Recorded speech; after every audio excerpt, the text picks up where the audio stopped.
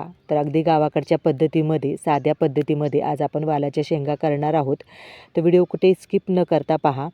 तर अंगणामध्ये असे 2-3 बियाच रुजवल्या होत्या आणि पावसाळ्यामध्ये काही शेंगा पडल्या की आपोआप रुजतात. तर पाहू शकता इथे वालाच्या शेंगा इथे भरत चाललेले आहेत. असे टपोरे दाणे तयार झालेले आहेत, म्हणजे भाजीसाठी तयार झालेले आहेत. आणि मध्ये मध्ये अशी झेंडूची फुले आहेत. अगदी मनमोहक असं सकाळचं रूप असतं बरं का. आणि भाजीसाठी आता आपण शेंगा काढून या वेलाला अशा पांढरे पांढरे तुरे निघतात. फक्त असे पांढरे पांढरे फुलं असतात. तर मग शेंगा भरत चालतात. आणि या आता शेंगा भरल्या आहेत. आता त्या भाजीसाठी आपण काढून घेऊया. आणि भरपूर प्रमाणामध्ये असे शेंगा आलेले आहेत. त्याच्यामुळे किती पण घ्या ना, कारण बाजारात गेलं की मग थोड्याफार प्रमाणामध्येच आपल्याला मापात घ्याव्या लागतात. परंतु गावाकडे असं नसतं. भरपूर प्रमाणामध्ये वेल मोठा झालेला असतो आणि शेंगा देखील भरपूर आलेले असतात. त्याच्यामुळे आपण कितीही घेऊ शकतो आणि कितीही खाऊ शकतो. तर अक्षय टोपली भरून आपण इथे शेंगा काढून घेतलेल्या आहेत. पाहू शकता इथे छानपैकी अशा शेंगा निघत आहेत. आणि पाणी बसल्यामुळे हा वेल पटकन वाढला जातो आणि शेंगा देखील भरपूर येतात मग याला. तर टोपली भरून आपण शेंगा इथे काढलेल्या आहेत. आणि आता ह्या शेंगा आता आपण सोलून घेऊया. असे टपोरे टपोरे दाणे पाहून घ्यायचे बरं का. शेंगा निवडून घ्यायच्या, कवळ्या कवळ्या घ्यायच्या नाही. चूल आपली पेटली आहे आणि आता आपल्या वालाची भाजी करायची आहे. तर आपण कढई ठेवून घेऊया. तर इथे वाल आपण सोलले आहेत. पाहू शकता इथे अगदी कवळे कवळे असे वाल आहेत. आता हे वाल आपण धुवून घेऊया.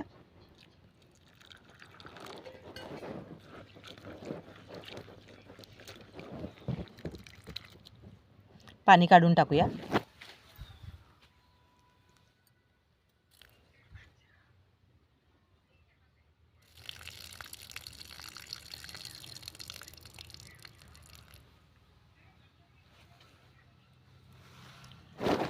तर वालातला पाणी आपण काढून टाकलेलं आहे. मध्ये आपण तेल टाकून घेऊया.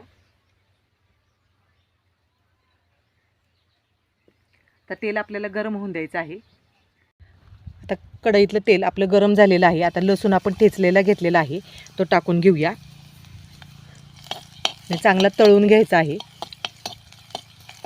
आणि लसूण ठेचलेलाच टाकायचा, म्हणजे स्वाद चांगला येतो भाजीमध्ये. तर आपण जे वाल घेतले होते ते टाकून घेऊया.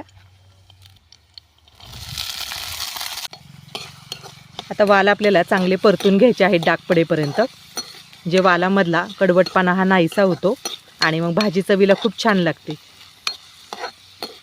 माझ्या चॅनलवरती जर तुम्ही नवीन असाल तर चॅनलला सबस्क्राईब केलं नसेल तर सबस्क्राईब करा, असेच नवनवीन व्हिडिओ पाहण्यासाठी. तर वाल 1-2-3 मिनटं आपण चांगला परतून घेऊया. वाल पाहू शकता वाल पाहू शकता आपले चांगले डाग पडेपर्यंत आपण भाजून घेतलेले आहेत, म्हणजे परतून घेतलेले आहेत. अशाच प्रकारे परतून घ्यायचं, म्हणजे भाजी अजिबात कडवट लागत नाही. आता हे वाल आपल्याला थोडेसे असे चेचून घ्यायचे आहेत, म्हणजे थोडेसे घसरून घ्यायचे. तर तुम्ही कशाने घसरू शकता, थोडेसे असे चेचून घ्यायचे. वाल आपले चांगले चेचून झालेले आहेत. जास्त पण नाही बारीक करायचे बरं का. थोडेसे ओबडधोबड असे कुटून घ्यायचे. तर ग्लासने केले किंवा तुम्ही तांब्याने देखील करू शकता. आता आपण थोडंसं परतून घेऊया 1-2 मिनटं फक्त. आणि वाल थोडेसे आपण साईडला करूया. आता यामध्ये पुन्हा थोडंसं आपण तेल टाकूया. पहिलेच आपण तेल टाकलेलं आहे, त्याच्यामुळे थोडंसंच तेल टाकायचं. आता यामध्ये आपण घरगुती काळा मसाला घेतलेला आहे, लाल तिखट, थोडीशी हळद. आता पुन्हा एकदा आपण परतून घेऊया.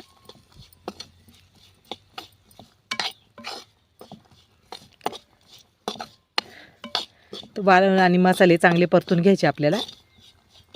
आता यामध्ये आपण पाणी टाकून घेऊया.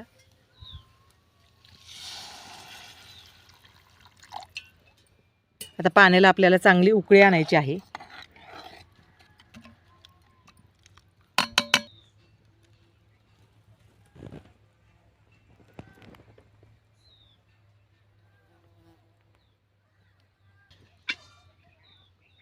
आता आपण झाकण ठेवूया आणि एक 5-10 मिनिटांनी पाहूया.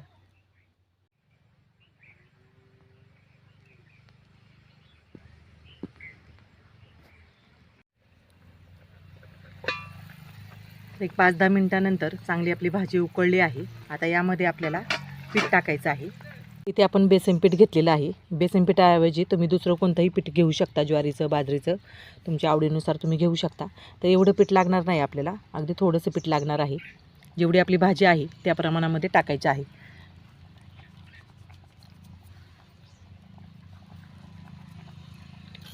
आणि आपल्याला भाजी पटकन ढवळून घ्यायची आहे, म्हणजे गुठळी होता कामा नये. तर कोणत्याही प्रकारचं वाटण न काढता भाजी इतकी चविष्ट होते. आता एक 5-10 मिनटं पुन्हा आपण झाकण ठेवूया.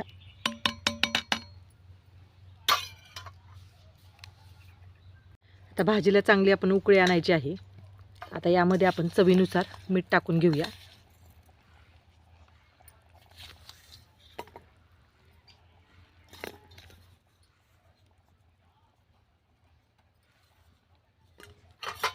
थोडंसं आता ढवळून घेऊया आणि एक 5-10 मिनटामध्येच 5-10 मिनटं आपण वाफ काढूया पुन्हा एकदा, म्हणजे भाजी चांगली मिळून येईल आणि आपलं बेसन पीठ जे आहे ते शिजलं जाईल. तर झाकण ठेवूया आपण. भाजी आपली चांगली शिजली आहे, पाहू शकता. इथे वालाच्या भाजीचा छानपैकी असा खमंग वास येत आहे आणि पाहू शकता मस्तपैकी अशी घटमुट भाजी झालेली आहे बरं का. तुम्ही बेसन पीठ टाका, ज्वारीचं पीठ टाका, भाजी खूप चवदार होते आणि झटपट होते बरं का. आणि घरचीच भाजी आहे बरं का, घरच्या भाजीला तोड नाही कशाची. तर पाहू शकता इथे कितीही घ्या आणि कितीही भाजी करा. तर वरून आपण थोडीशी कोथिंबीर घालूया.